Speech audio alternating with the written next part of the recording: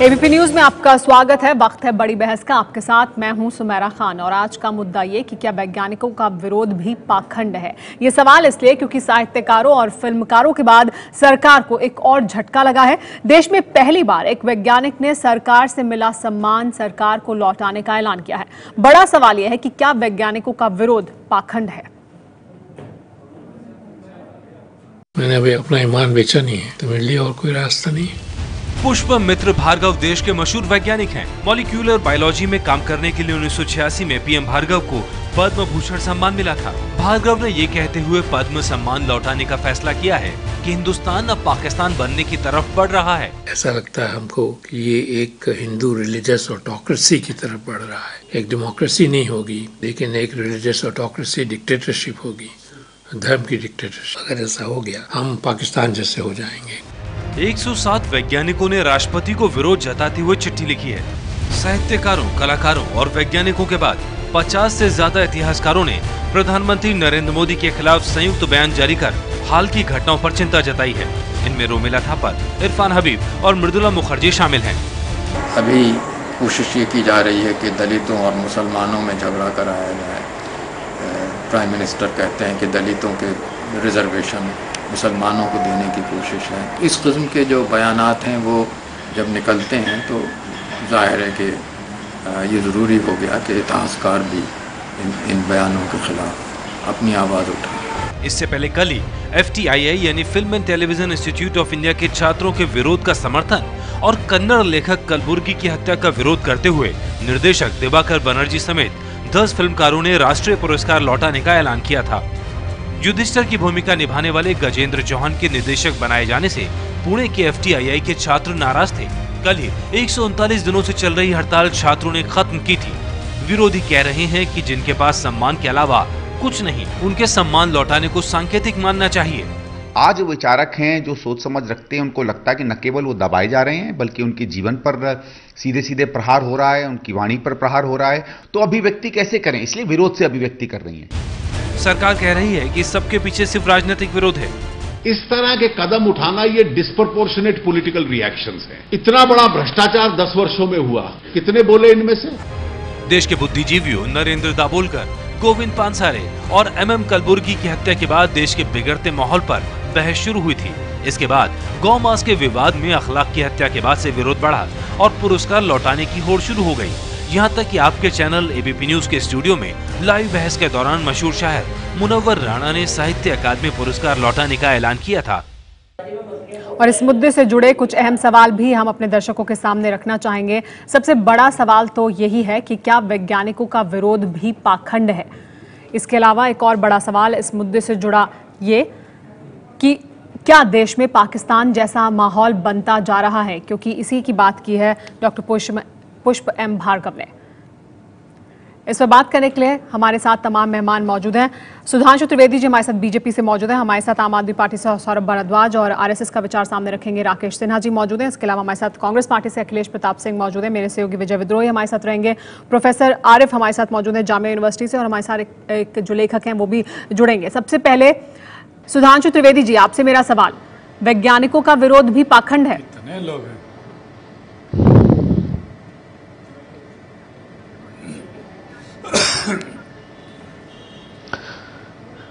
देखिए, मैं एक बात कहना चाहूंगा कि वैज्ञानिकों के द्वारा इस प्रकार के विचार व्यक्त करना अपने आप में बहुत आश्चर्यजनक है, क्योंकि साहित्यकारों की, कलाकारों की, लेखकों की एक विचारधारा के प्रति आसक्ति होती है तो उनके साथ यह समझ में आ सकता है कि आप किसी के पक्ष में हैं या विपक्ष में हैं। पर विज्ञान तो हमेशा विचारधारा निरपेक्ष होता है, राजनीति से कोई संबंध नहीं रखता है। यहां तक कि मैं पूरी विनम्रता से कहना चाहूंगा कि ब्रिटिश काल में भी चाहे CV रमन रहे हों, श्रीनिवास रामानुजन रहे हों या M विश्वेश्वरैया रहे हों, कभी किसी ने नहीं कहा कि आप ब्रिटिश सरकार के विरोध की राजनीति में क्यों नहीं आ रहे हैं। विज्ञान का यह कहना अपने आप में हमारी उस धारणा को पुष्ट करता है कि इतना भारी दुष्प्रचार वामपंथी विचारों से प्रभावित कुछ लोगों के द्वारा कर दिया गया है कि जो लोग वैचारिक चीजों में नहीं भी इन्वॉल्व हैं वो भी प्रभावित हो जाते हैं। और भारतीय जनता पार्टी की सरकार के मतलब, बारे में ये बताइए, साइंस एंड टेक्नोलॉजी के डेवलपमेंट में सुधांशु जी, मतलब सुधांशु जी, चलिए जो आपने बात की उस बात को समझ लेते हैं, उस बात को समझ लेते हैं। आप क्या आप ये कह रहे हैं? वाक्य पूरा होने दीजिए, वाक्य पूरा होने दीजिए, वाक्य पूरा होने दीजिए, कृपया वाक्य पूरा होने दीजिए, बोलिए। मैं वाक्य, मेरा एक वाक्य पूरा हो जाने दीजिए। मैं ये कह रहा हूं, जय जवान और जय किसान का नारा लाल बहादुर शास्त्री जी ने दिया था, उसमें जय विज्ञान किसने जोड़ा? हमारी सरकार ने। आईटी इंफॉर्मेशन टेक्नोलॉजी को अलग डिपार्टमेंट बनाने घोषणा 96 में की, हमने बनाया। माइक्रोसॉफ्ट भारत में आता है 99 में, हमारी सरकार के समय में। तो इन बातों के परिप्रेक्ष्य में यह चीज कतई यथार्थपरक नजर नहीं आती। ठीक है, आप ये कह रहे हैं जो आपने किया, जो आपने गिनवाई तमाम सरकार ने विज्ञान को बढ़ावा देने के लिए क्या कुछ किया है, उसके बावजूद ऐसा हो रहा है तो क्यों हो रहा है? और जो सुधांशु जी कह रहे हैं, क्या उसका ये मतलब समझा जाए? अखिलेश जी वो ये कह रहे हैं कि वैज्ञानिक ऐसे होते नहीं है, उनकी इस तरह की सोच नहीं होती है, वो किसी के विरोध में या पक्ष में नहीं होते, लेकिन इस तरह का प्रचार किया जा रहा है क्योंकि इस वजह से वो भी उससे प्रभावित हो गए।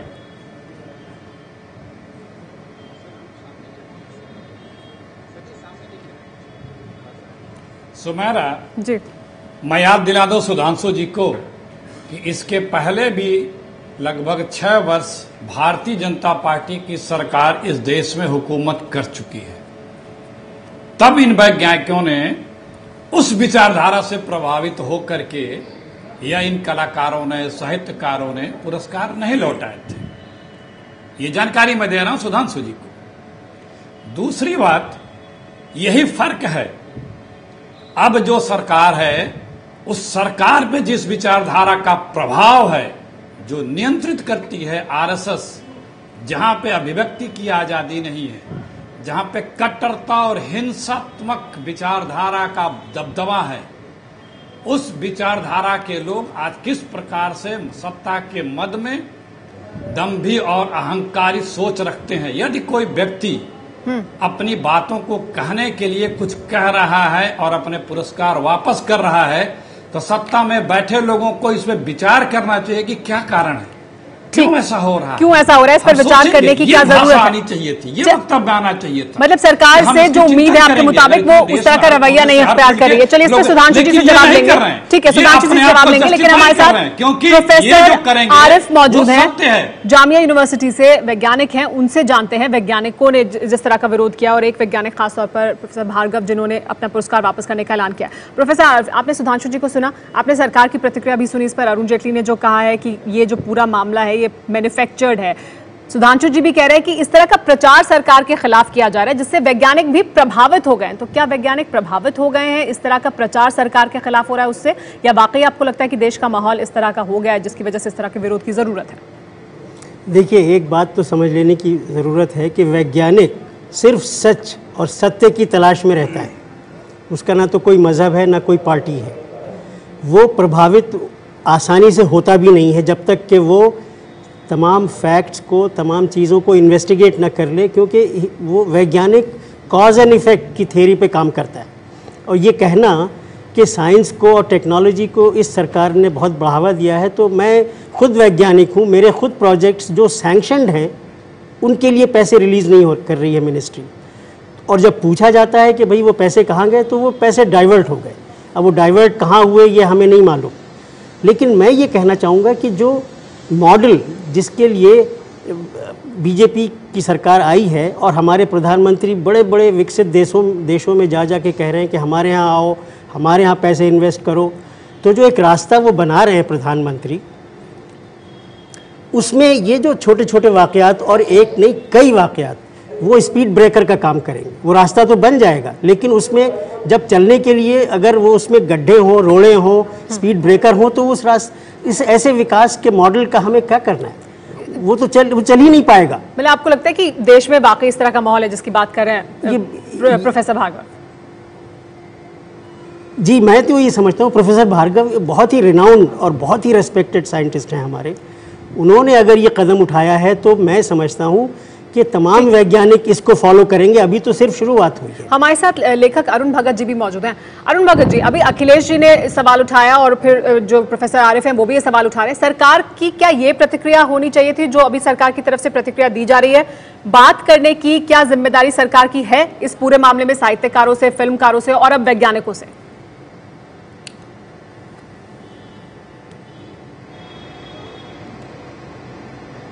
मुझे लगता है कि यह सारा जो प्रपंच चल रहा है और पिछले 2-3 सप्ताह से जो ये सारा प्रपंच चल रहा है, 50 बार उसके पीछे सोची समझी रणनीति है, राजनीति है और षड्यंत्र है, और इसलिए यह सारा कुछ चल रहा है। मैं यह समझ नहीं पाता हूं कि इसके पहले भी कई ऐसी घटनाएं हुई, जैसे उदाहरण के तौर पर कि कश्मीर से बड़े पैमाने पर हिंदुओं का पलायन हुआ, 84 में सिख दंगे हुए, पुरस्कार क्यों नहीं वापस हुआ? और पुरस्कार तब क्यों नहीं वापस हुआ जब नक्सली हिंसा में इतने लोग मारे जा रहे हैं? ठीक। और इसलिए मुझे लगता है, और तब से लेकर अब तक केवल एक ही परिवर्तन हुआ है, राज सत्ता में परिवर्तन हुआ है, और ये इस परिवर्तन के कारण जो है वह ये सारा कुछ प्रपंच चल रहा है, षड्यंत्र चल रहा है। और वामपंथी लेखक, साहित्यकार निश्चित तौर से सर वैज्ञानिक भी वामपंथी हैं, देश में माहौल बनाना चाहते हैं। लेकिन साहित्यकार, फिल्मकार वामपंथी हैं, तो वैज्ञानिक भी क्या वामपंथी हो गए इसलिए विरोध कर रहे हैं? एक बात कहना चाहता हूं कि आपातकाल 1975 में आपातकाल की घोषणा हुई जी। आपको मालूम ही है कि प्रेस पर सेंसरशिप लगा दिया गया था, और लगभग 19 महीने तक ये सरकार का तांडव चलता रहा। तब किसी ने पुरस्कार ठीक है, आप सवाल उठा रहे हैं उन तमाम घटनाओं के लिए क्यों विरोध नहीं किया, आप क्यों करें? आपके मुताबिक ये पाखंड है, ये प्रपंच है। हमारे साथ राकेश सिन्हा जी भी मौजूद है। राकेश सिन्हा जी, ये तर्क अभी अरुण भगत जी दे रहे हैं, ये तर्क सरकार की तरफ से भी दिया जाता है कि इन लोगों ने देश में इतनी बड़ी बड़ी घटनाएं हुई तब कुछ क्यों नहीं किया, अब ऐसा क्यों कर रहे हैं? लेकिन इससे एक सवाल खड़ा होता है। जी अरुण भगत जी, आपने अपनी बात रखी सर। अरुण जी, आपने अपनी बात रखी। राकेश जी से मेरा सवाल। राकेश जी, एक सवाल इससे ये पैदा होता है कि एनडीए की सरकार तो पहले भी थी, बीजेपी तो पहले भी सत्ता में आई, तब इस तरह का विरोध क्यों नहीं हुआ, अब क्यों हो रहा है?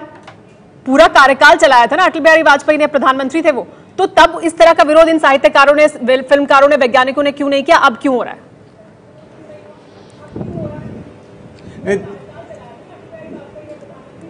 नहीं देखिए विरोध तो तब भी हुआ था जब एनसीईआरटी की पुस्तकों में परिवर्तन हो रहा था, तो जीएस राजपूत और मुरली मनोहर जोशी का जमकर विरोध हुआ था, बहुत जमकर, और सड़कों पे विरोध हुआ था। लेकिन मैं एक बात कहना चाहता हूं कि इसमें 2 प्रकार के लोग हैं। एक वे हैं जो सचमुच में कला के क्षेत्र में और साहित्य के क्षेत्र में जो वामपंथी विचारधारा से हैं, उनका एक उपक्रम है।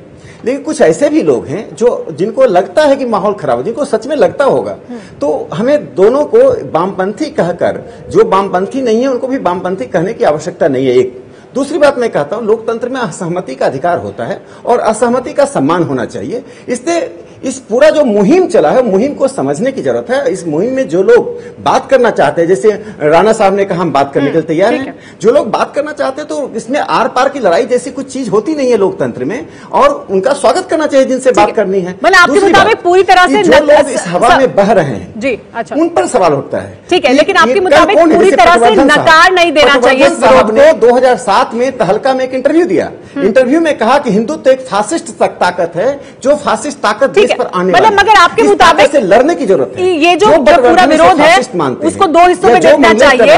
क्या सरकार सबको एक तरह से इस पूरे विरोध को नकार रही है, तो क्या वो सरकार का रुख ठीक नहीं है? हमारे साथ आम आदमी पार्टी से सौरभ भारद्वाज भी जुड़ गए हैं।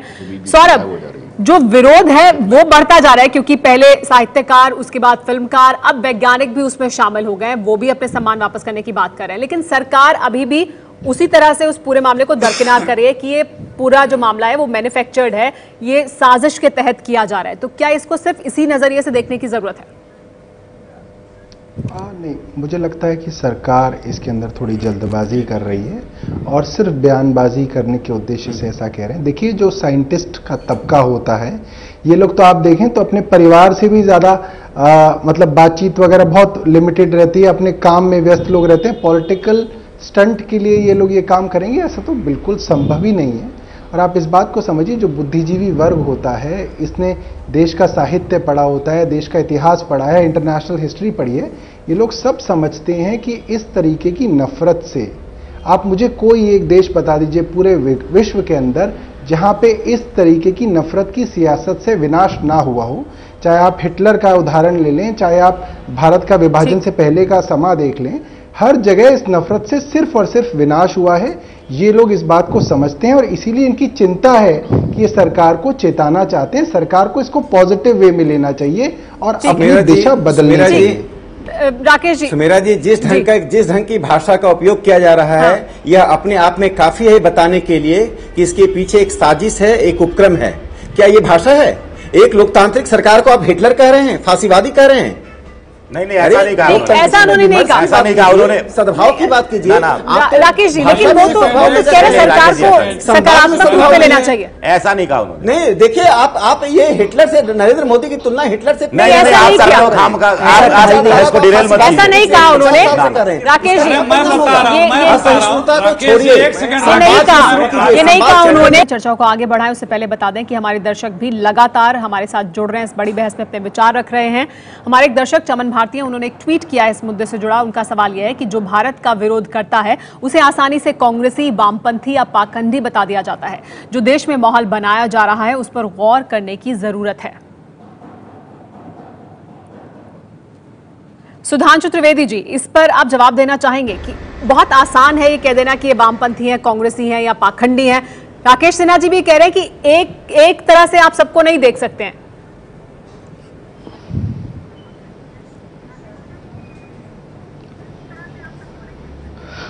देखिए, मैं राकेश सिन्हा जी की बात से सहमत हूं। हम ये नहीं कह रहे कि सब के सब उस तरफ हैं। कुछ लोग योजनाबद्ध ढंग से कार्य कर रहे हैं और कुछ भ्रमित हैं।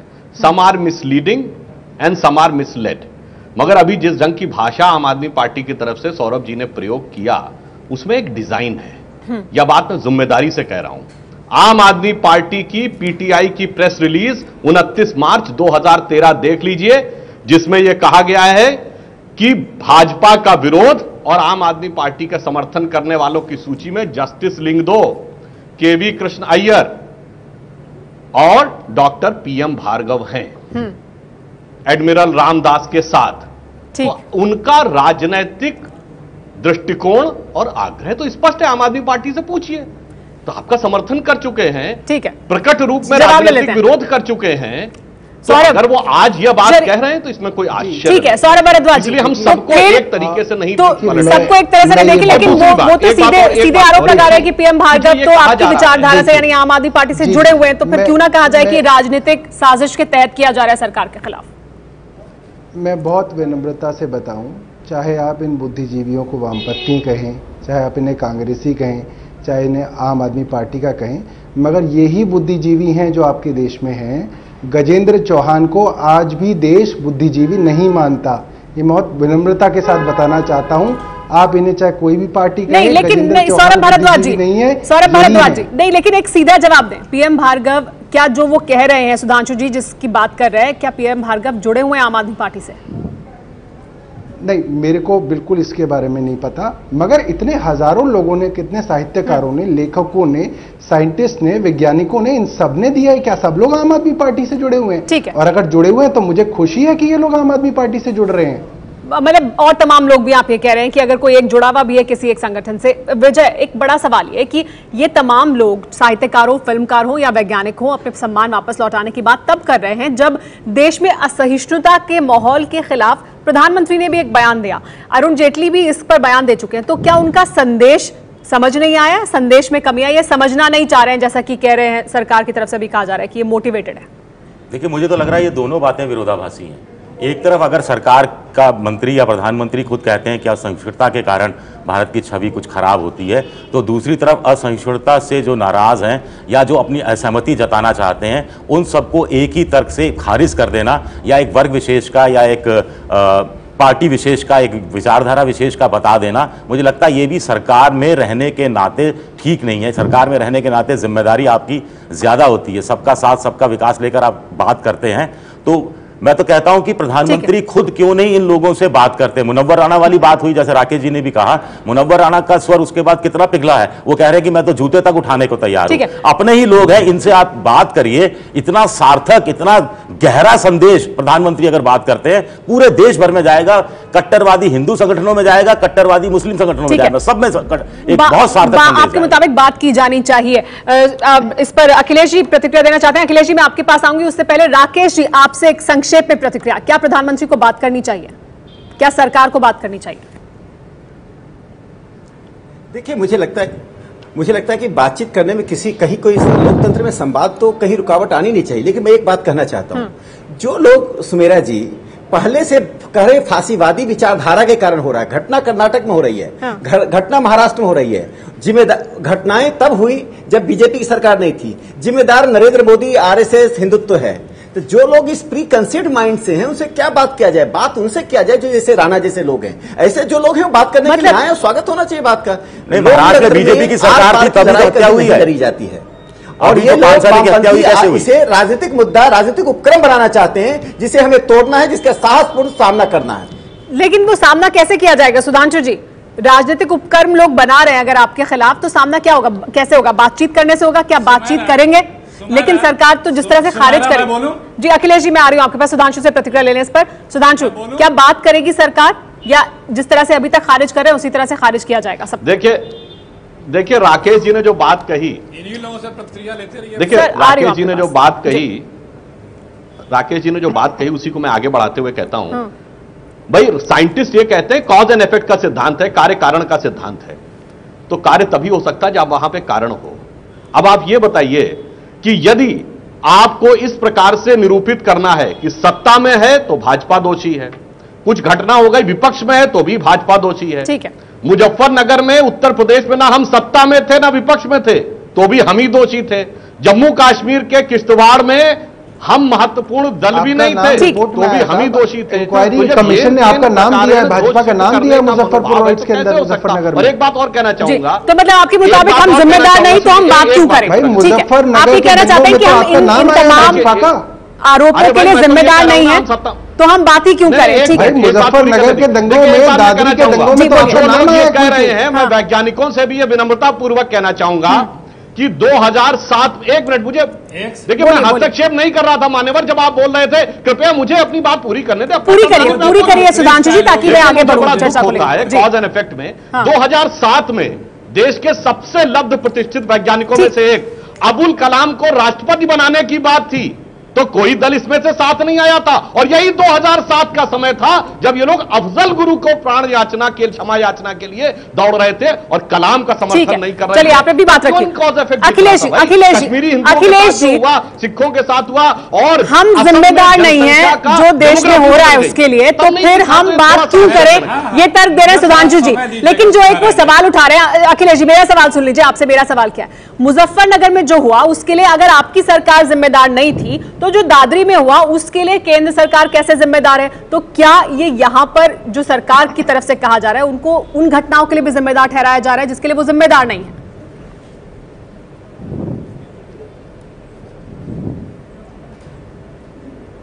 देखिए थोड़ा समय दिएगा, बहुत से लोगों ने बहुत से बातें उठाई हैं। मैं आपको यहीं से प्रूव करता हूं आपके डिस्कशन से। आम आदमी पार्टी ने कुछ जिक्र किया और हिटलर से जर्मनी का जिक्र किया। कैसे दो विचारधारा के लोगों ने अनर्गल आरोप लगा करके जो बात उन्होंने नहीं कही थी उसकी बात को दबाने का प्रयास किया और उस पर एक तरह से अपमानित करने का प्रयास किया। यह है सोच। यहीं से मैं शुरुआत कर रहा हूं, यही अभी आप ही के मंच से शुरू हुआ है। दूसरे अभी आप बार बार दिखा रही हैं, एक राष्ट्रीय पार्टी के, रूलिंग पार्टी के राष्ट्रीय अध्यक्ष बिहार में कहते हैं कि बीजेपी हारेगी तो पाकिस्तान में पटाखे फूटेंगे। ये ऐसे व्यक्ति को तो अभी तुरंत जेल भेज देना चाहिए। ये हमारे संविधान, हमारे लोकतंत्र, हमारे मतदाताओं के साथ क्या कह रही है? ये है विचारधारा। तीसरी बात, अभी एक सज्जन ने कहा जो बीजेपी से थोड़ा सपोर्ट में बोल रहे थे लेखक, कि ये अतीत में हुआ है। हुआ था। इस बात का क्या हम उस पर बहस करना नहीं चाहते, लेकिन उस समय अभिव्यक्ति की आजादी पे ये बात जो अखिलेश तलवार नहीं लटकी थी। उन लोगों को मारा नहीं जा रहा था। एक सेकंड खामोश रहिए, हमें पता है पीड़ा होगी, थोड़ा खामोश रहे। तो अब आज क्या है? अरे आप संजीवनी ढूंढ रहे हैं अखिलेश जी, कांग्रेस संजीवनी ढूंढ रही है, बेकार व्यर्थ जाएगा, ये विरोध भी खत्म हो जाएगा और आपका प्रयास व्यर्थ जाएगा। बोला था कि गुजरात संजीवनी मत ढूंढिए, देश का माहौल खराब मत कीजिए। चलिए ठीक है, उस पर बात आगे कर लेंगे। हुआ था बहस सुन तो लेते हैं। अखिलेश जी पूरी करिए अपनी बात। नहीं, हर बात विचारधारा है। आप तो लोकतंत्र के जनता समुदायवासी हैं, आप तो आपने इमरजेंसी में क्या क्या एक करके बोलिए। फैक्ट्री से पैदा हुए ये लोग हैं जो ये हंगामा मचा रहे हैं। नागपुर का कार्यालय नहीं है राकेश जी, अखिलेश जी, नागपुर का कार्यालय नहीं है ये। नहीं, इस तरह से बात नहीं करिए, इतना गुस्सा नहीं हुई है। सब लोग एक दूसरे के बीच में बोल देते हैं कभी कभी। ठीक है, बोला जी कि दादरी में क्यों, अखिलेश जी शांतिपूर्वक हमारे मैं कह रही हूँ राकेश जी, आप मुझे करने दीजिए काम, उन्हें शांत करने का बोलने दीजिए। वो आपत्तिजनक थे, वो बयान नहीं देने चाहिए थे। बाद में जो हुआ वो बयान आपत्तिजनक थे आपके मुताबिक।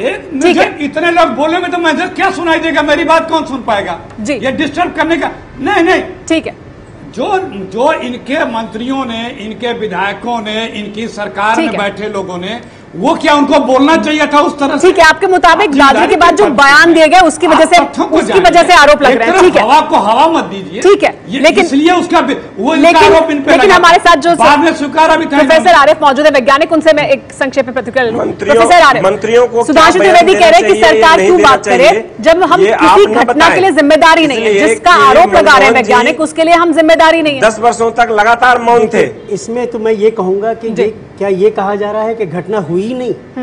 घटनाएं तो हो रही हैं और जारी हैं। अब दिल्ली में भी शुरू हो गया है ये सिलसिला। और मैं ये कहूँगा कि अगर गवर्नेंस है जिसके प्लान पे भी एक सरकार आई है, तो मैं तो ये देख रहा हूँ कि जो पुलिस बंदोबस्त, देश का जो कानून है, वो सब चरमराया हुआ है। बिकॉज ये सब चीज़ें हो रही हैं और किसी को दोषी ठहराया नहीं जा रहा। एक आदमी गिरफ्तार हो गया और वो भी बेल पे छूट जाएगा। तो मैं ये कह रहा हूँ कि जहाँ कहते हैं कि हमारे माननीय प्रधानमंत्री कह रहे हैं कि विविधता में एकता है और ये हमारी ताकत है इस देश की, तो इस विविधता को, इस डाइवर्सिटी को और प्रोटेक्ट करना चाहिए, ना कि उसको डिसइंटीग्रेट करें। उसको ना सिर्फ प्रोटेक्ट करें बल्कि और प्रमोट करें, ताकि अगर ये ताकत है, ठीक है, आपके मुताबिक अगर नहीं भी सीधे जिम्मेदार है, लेकिन ये सब कुछ देश में हो रहा है, तो सरकार से सवाल क्यों ना पूछा जाए? क्या सीधे फिर सरकार ही जिम्मेदार नहीं है क्या, अगर देश का माहौल बिगड़ रहा है तो? राकेश सिन्हा जी, एक बड़ा सवाल ये, राकेश सिन्हा जी इस समय हमारे साथ नहीं है। अरुण भगत जी, आपने कहा कि तमाम लोग जो विरोध कर रहे हैं, सम्मान वापस कर रहे हैं, चाहे साहित्यकार हो, फिल्मकार हो या वैज्ञानिक, वो सभी प्रपंच कर रहे हैं, पाखंड कर रहे हैं। ये तरीका क्यों इख्तियार कर रहे हैं? इसके पहले क्यों इस तरह का तरीका उन्होंने नहीं अपनाया?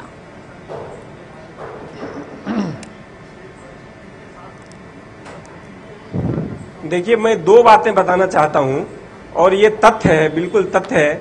जनसत्ता में 8 अप्रैल 2014 को एक खबर छपी है, आप उसको देखिए। उसमें ये बताया गया है, उसमें ये अपील की गई है साहित्यकारों के द्वारा, वामपंथी साहित्यकारों के द्वारा, कि मोदी को वोट न करें।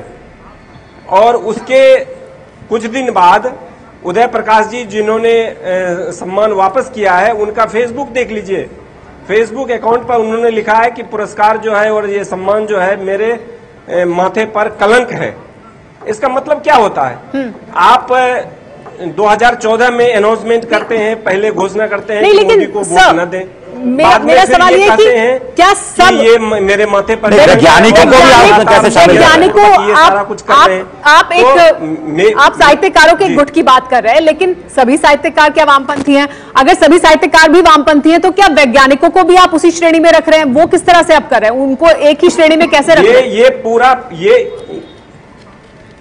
मुझे लग रहा है कि पूरे देश में, मुझे लग रहा है कि पूरे देश में एक माहौल बनाने की कोशिश की जा रही है और ये लोग, ये जो साहित्यकार वापस कर रहे हैं, ये साहित्यिक वर्ग का प्रतिनिधित्व नहीं करते हैं। ठीक है, 2-4% देश में माहौल बनाने की कोशिश हो रही है, साथ 90% लोगों को ले जाना चाहते हैं। सौरभ भारद्वाज, देश में सरकार के खिलाफ माहौल बनाने की कोशिश हो रही है, राजनीतिक माहौल उनके खिलाफ, मोदी सरकार को बदनाम करने। ठीक है, आर्य अखिलेश जी आपके पास संक्षेप में सर जी। एक सबसे बड़ी बात की बार-बार ये कहना कि सरकार ये राजनीतिक माहौल, सर एक एक करके समय खत्म हो रहा है, संक्षेप में बोले। अंतर्राष्ट्रीय स्तर पर धूमिल करना चाह रहे हैं, ये सारा का सारा षड्यंत्र है। एक एक करके बोलिए सर, इस तरह से चर्चा नहीं। मेहमानों का बहुत बहुत शुक्रिया इस चर्चा में शामिल होने के लिए। एक बड़ा सवाल ये जरूर है कि पहले साहित्यकार, उसके बाद फिल्मकार और अब वैज्ञानिक भी अगर इस तरह के सवाल उठा रहे हैं तो क्या सभी को नकारा जा सकता है? क्या उनसे बात करने की जरूरत है और देश में किस तरह का माहौल है उसको लेकर क्या चर्चा करने की जरूरत है?